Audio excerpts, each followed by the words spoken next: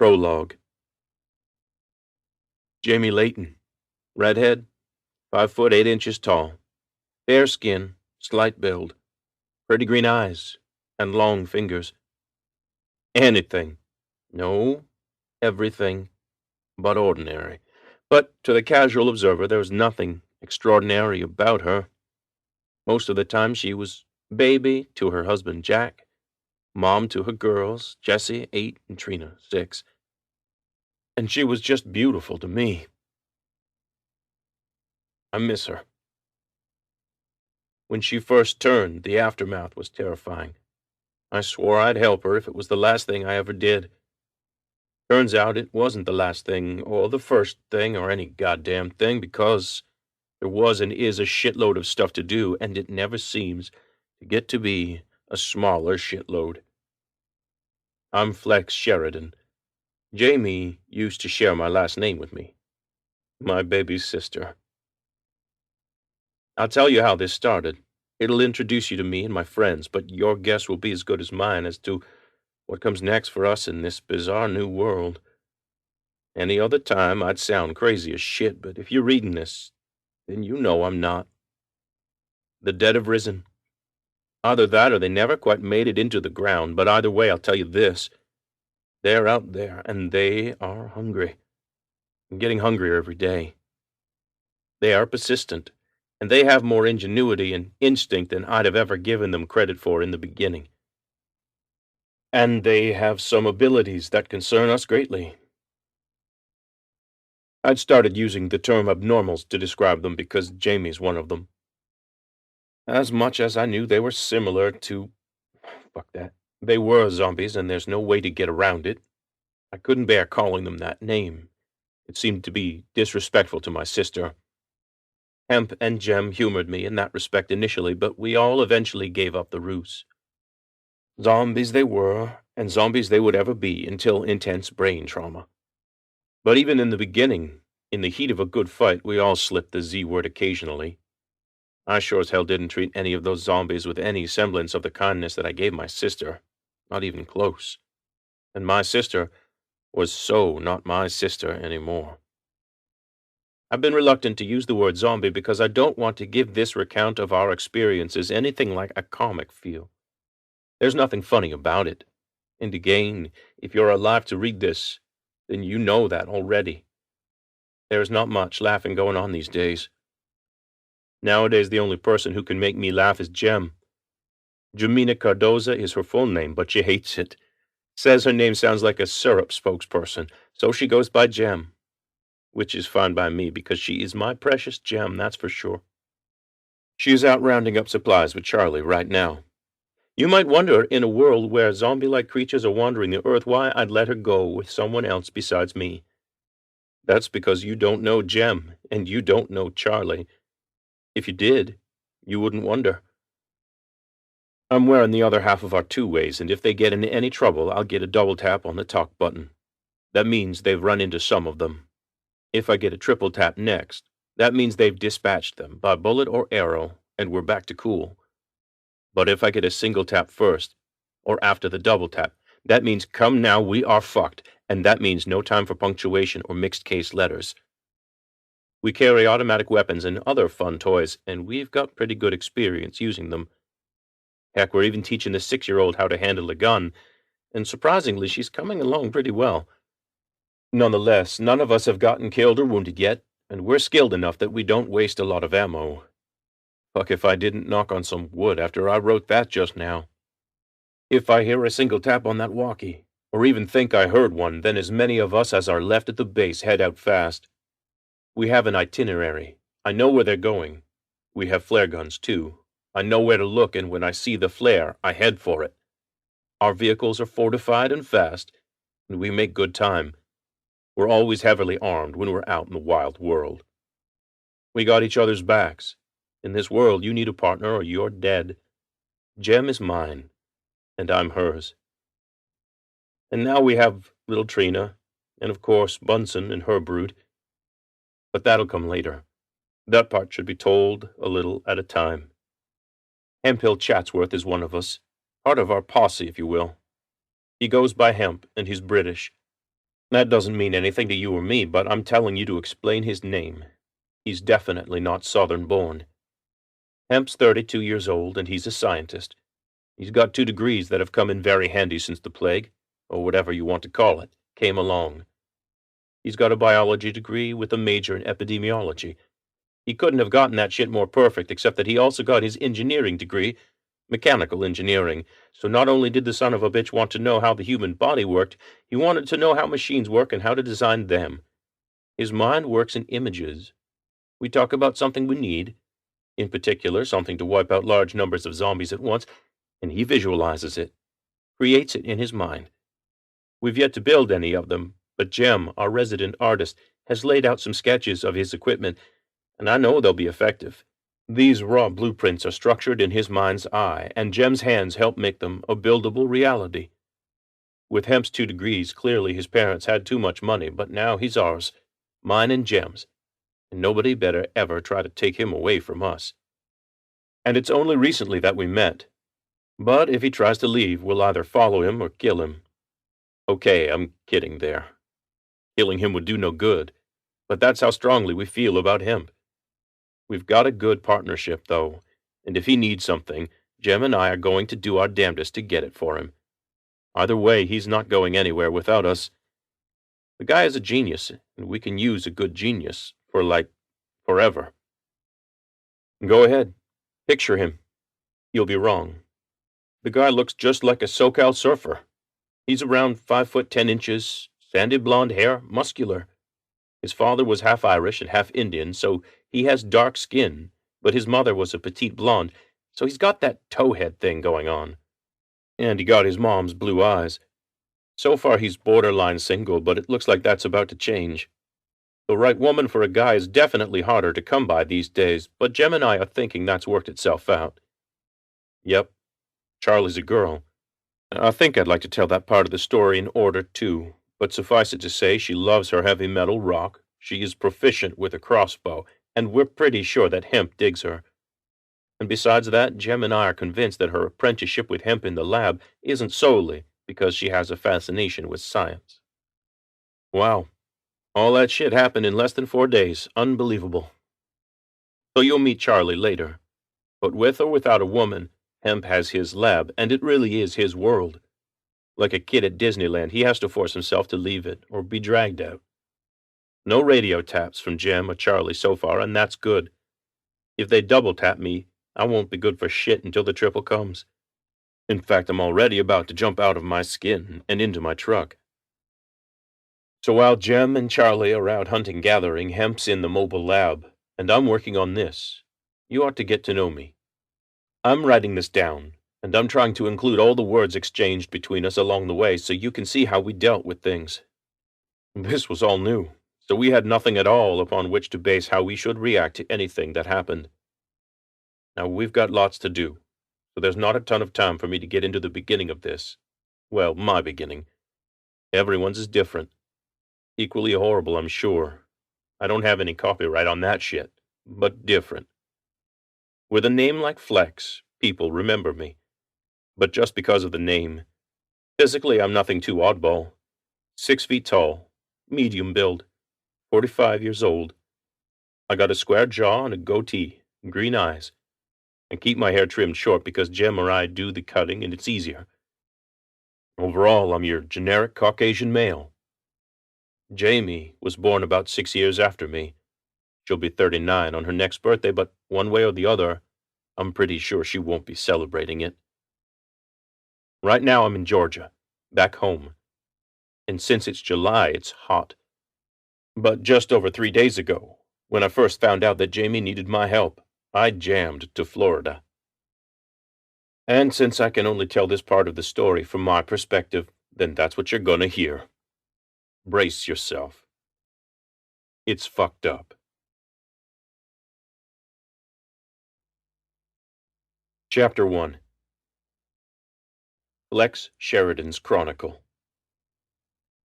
Late June, 2011. Hey, Flex, her voice said, recognizing my number on her cell phone. She sounded tired. Afternoon, beautiful. How are my girls? I was thinking about heading down to see you guys. It's been 6 months. Jamie sighed. I'm not sure now's a good time, Flex. Jack and the girls are fine, but I have a headache. A doozy. She sounded more distracted than disappointed. That sucks, I said. Migraine? There was a pause on the line. Yes and no, not really. Not the normal one. What do you mean? Well, you know how. Fuck. Fuck! Jamie, what's wrong? She never cussed, and 2 fucks in a row was unheard of. There was more silence. Jamie, I'm here. Her voice came, weaker. I didn't have the prisms, you know? How I always see the prisms in my peripheral vision before one of these comes on? I felt restless, not able to sleep, but having dreams. Well, I was wide awake, like fantasies of, I hate to even say it, but like cannibalism. Scared the heck out of me, Flex. I don't. She trailed off again. I waited, but had to prompt her. Like what, nightmares? I asked. I don't know. Not like normal nightmares. These were like flashes. Pictures, images, just brief. Terrible. Fuck! Hold on. Jamie, are you okay? You should be in bed. The line was still live, but she said nothing. I heard her breathing. Raspy. Short. Lex? She was back. I'm here, Jamie. I'm not right, she said, sounding distracted. I'm so fucking hungry. I'm ravenous, Flex, like I'm starving. And you're dropping the F-bomb more than I've ever heard you. What's that about? If you knew, Flex. If you knew how this felt. The dreams were terrible, dark visions of, I don't know. Hell, maybe. Darkness. Evil. I felt it. I woke up soaked and the covers were wrapped around me like I was spinning in my bed. Jack said he tried to wake me, but I just kept mumbling and thrashing. Jamie, I want you to get to bed. I'm coming over. Right now I'm in Atlanta, so it'll take me about 5 hours to get to Gainesville from here. Lex, you don't have to come. Ow. Fuck! The phone dropped. I heard screaming. First it was the terrible sound of Jamie screaming. Next I heard what sounded like a door slamming against a wall. My fingers gripped the phone like a vice. Then I heard Jack's voice in the room calling for Jamie. I heard some bumping sounds, and then his voice, louder, into the mouthpiece. Hello? Who is this? Jack, it's me, Flex. What's happened to Jamie? She was telling me about her headache, some dream she had last night, and then she just screamed. Where is she? Jack's breathing was panicked. I heard it from my desk in the bedroom and ran in here. The phone was on the floor and the door's wide open. She doesn't do that because of the swimming pool and the girls. Flex, hold on. Let me check on Jesse and Trina. I held the phone for what seemed to be 10 minutes, though it could not have been more than 1. His voice finally came back on the line. They're fine. In their room. Flex, I have to go. There was a loud noise. Crashing. Crunching. A splintering of wood. My fingers, hell, my whole hand was white from the grip I had on my cell. The words I heard right before the line went dead sent an icy chill from the top of my head to the tips of my toes. Jamie! No! What are you... Jamie! It was Jack's voice. Then, just 4 words from my sister. I'm so fucking hungry. And a loud, wet sound, followed by a deafening thump as the phone apparently hit the floor. I held onto the phone and listened. I screamed for Jamie, pleading for someone to pick up the dropped cell, but it sounded muffled, as though something were on top of it, blocking the receiver. The sound I heard next was like the one just before the thump, but almost more final. A dull, wet impact. Then squishing, slurping sounds. Throaty groans, seemingly of some kind of pleasure. I didn't know what it meant then. I sure do now. I held onto the phone for a good 10 minutes, listening in horror before I heard a sound that rocked me nearly off my feet. Jesse and Trina screaming, ear-piercing shrieks, a reaction of horror, pure and unadulterated. I flipped the phone shut, jammed it into my pocket, and bolted out of my house and into my Chevy. Fired it up and sent rocks spinning as I headed for the main road. I hit the I-85 south in 10 minutes and looked at my watch. It was 4 p.m. My tears didn't start to fall until the interstate changed to I-75, and I pushed it up to 95 miles an hour. I did not bother to dial the house again. The minutes passed like hours.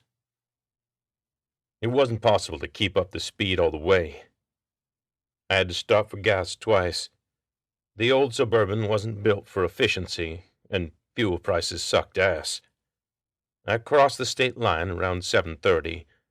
It was still light out because of daylight savings time, and probably would be until just before 9 at night. Good. I wanted light, and lots of it. Writing this, I'm really thinking back on that day, one of the blackest days of my life, and I realized that on the road to Gainesville, some shit should have caught my attention that just didn't. There were fewer cars on the road, but there were more accidents than usual. Bad ones.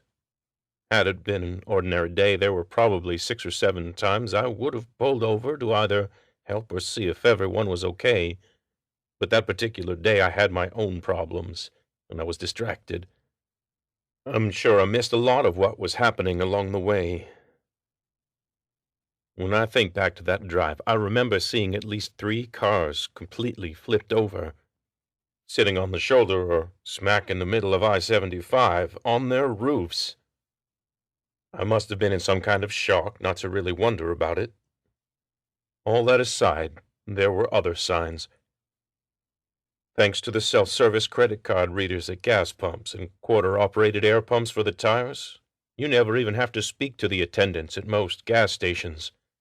So I suppose I should have found it odd that the attendant began staggering out of his little room toward me as I was getting back in the Suburban, but it barely registered at the time. I knew I'd paid up, finished my fueling, and didn't give him a second thought. I looked at him, threw him a quick wave, but I didn't see him. Not really. He was probably only 2 feet behind my truck when I hit the gas. And now that I think back, there was something wrong with him. His jerky movements, the strangeness of his eyes, his purposeful intent as he approached me. His eyes weren't really... what's the word? They weren't there. In retrospect, fucking hindsight again, I'm damned lucky. I was carrying only a 5-shot Smith & Wesson .38 special at the time, and while it would have been plenty of firepower, there'd have been no reason to think I needed it until it was too late. They say the lightning strike most likely to kill somebody is the first lightning strike of the storm. That's because it's when people least expect it. For me, the zombie at the gas station was the first lightning strike, and I was just lucky enough to be out of its reach. No sense in looking back, but what I'm saying is, the signs were there. It had begun, and I had no clue. I told Jamie I was in Atlanta. Well, that's not entirely correct. I'm outside of Atlanta, in an area called Lula. It's unincorporated, sparsely populated, and only about 20 minutes outside of civilization. But for that 20 minutes of driving, there's nothing. So where I live feels pretty isolated. And these days I tend to like it that way. You should know that at this point I hadn't reconnected with Jem yet. I was on my own, having had my way with a number of women through the years, and lots of them having had their way with me. In fact, it seems women had just plain had it with me. Not that I was a bad guy. I never slept with a woman I didn't believe I cared for at the time. How long that went on depended a lot on them. I wasn't attracted to the completely dependent type with no interests other than me, the kind that sat around and waited for me to decide what to do, and I didn't like the ones that seemed not to really care if I was there or not. I was seeking a balance, A woman who had her own life and interests, had an interest in mine, but who didn't hang everything on my plans, and who didn't hang on my every word. And that was Jem.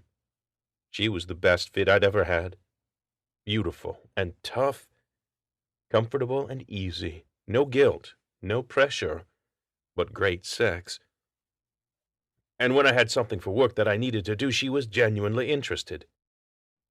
Hell, I was only an electrician, but if I had a circuit layout to design, she'd sit there and drink coffee and just watch me lay it out as though what I did was art, a creation.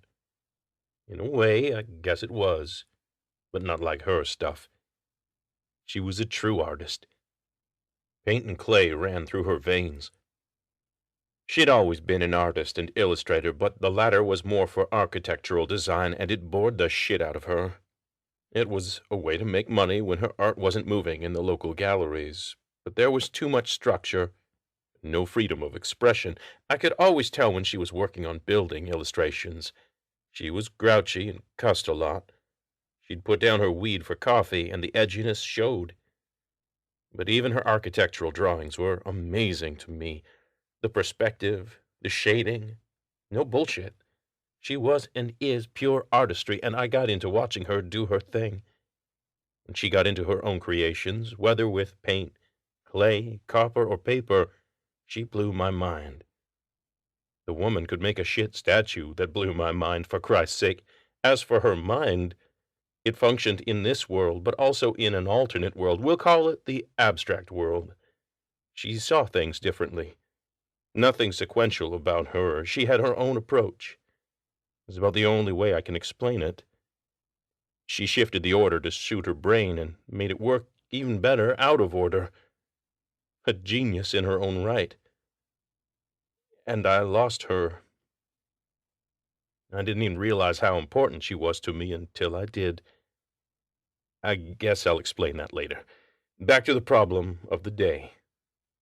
Fuck, the problem of the rest of time unless something drastic changes. The zombie problem. There, I used the word. And if you laugh, then it's years later and the problem is just a footnote in history.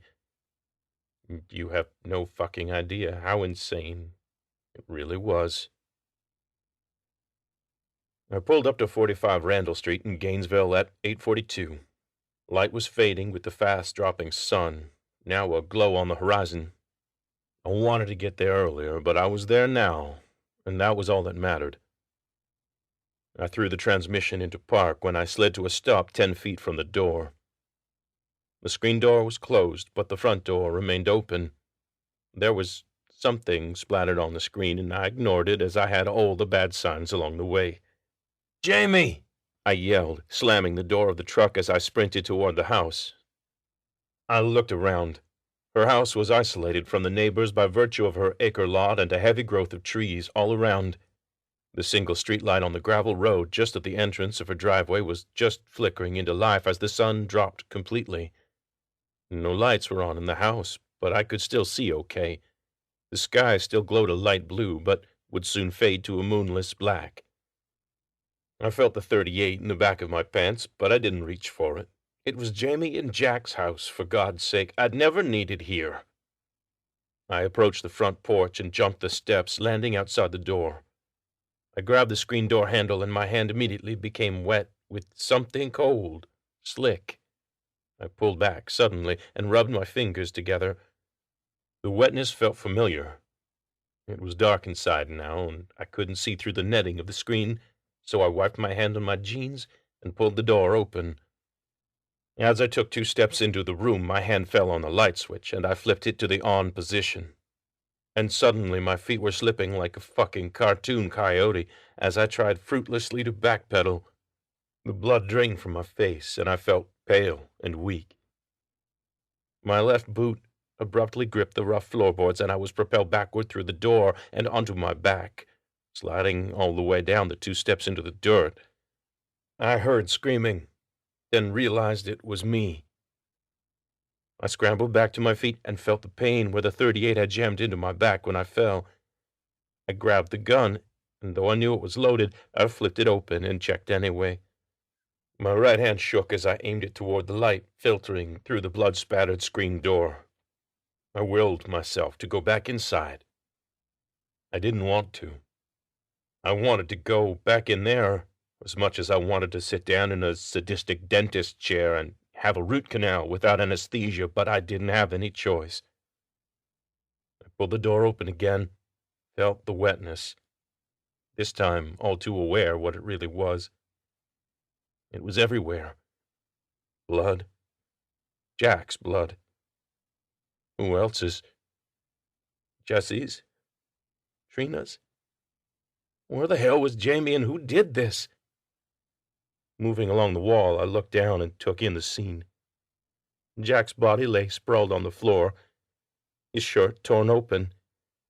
His chest had been splayed open, and it was fairly easy to tell what the weapon was because it was still embedded in his abdomen. The small hand axe's wooden handle had smeared bloody handprints on it. What appeared to be small handprints.